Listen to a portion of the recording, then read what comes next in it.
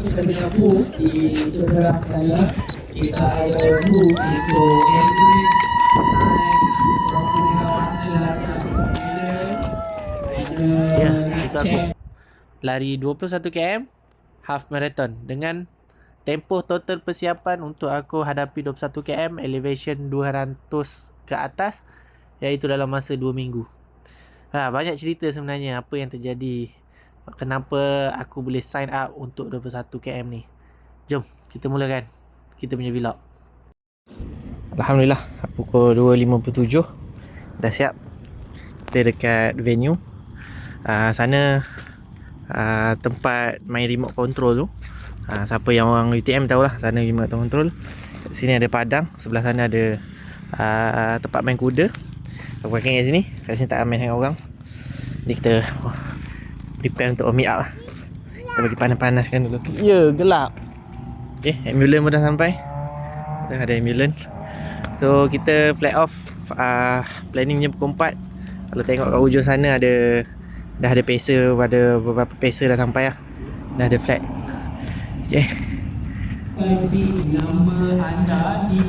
Event nak start sekarang pukul 3.32. Ada lagi 28 minit untuk flag off. Tak ramai lagi peserta datang, tapi aku tak tahu 21 berapa orang. Tapi sekarang semua dah start untuk warm up lah. Aku dah masuk line orang warm up. Okay.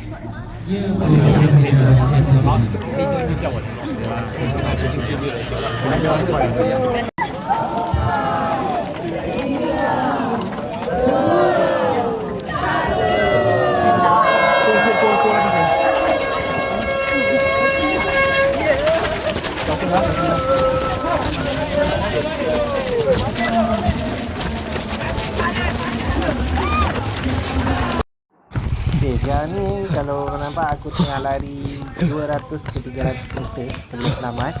Kat sini aku nak ceritakan korang lah macam mana aku pilih 21 km ni di masa yang singkat. Maknanya aku ada masa 2 minggu untuk training. Jom. Ya, 2 minggu je aku ambil keputusan untuk daripada tempoh aku decide aku nak lari event ni dengan tempoh event. Kenapa aku buat macam tu? Sebab aku punya event yang sebenarnya adalah 10 km. Aku nak buat PB aku dekat situ, tapi event tu cancel, iaitu nama dia Xperia 360 dekat ABCT. So bila event tu cancel, aku dah macam stress lah, tak ada satu event kan bulan 5. So bila aku nak sign up untuk event Unimeru ni, pendaftaran dah tutup. So sekarang ni sebenarnya aku melarikan big Samuel lah.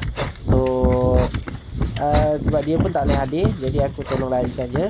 Dalam masa yang sama aku dapat peluang untuk aku mencuba dan merasai sendiri berlari dalam universiti ni, UTM ni lah. Sebab orang cakap AG dia sangat-sangat best. So memang untuk aku elevation dia acceptable, sebab apa yang aku training sama dengan apa yang aku expect lah. Sebab memang everyday aku akan training EG, ada sedikit incline. So bila aku jumpa incline kat sini, kita dah prepare lah, kita nak tukar pace berapa semua.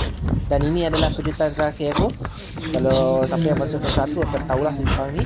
Lepas simpang ni aku akan push habis sampai dekat kereta penamat. So planning sebelum datang kat sini, memang kalau ada orang tanya, memang aku akan cakap pace aku nak target timing adalah 3.30 jadi jam 70. Tapi bila aku sampai, aku berharap aku punya band masa aku bukan pada 2.45. Tapi bila separuh jalan, aku rasa macam 2.30 achievable. So aku push untuk 2.30 tak berjaya, fail sebab rasa cramp. So inilah dia Unimeru half marathon 2.32. Thank you guys. Bismillahirrahmanirrahim. Alhamdulillah 21 km, pace average 7.15.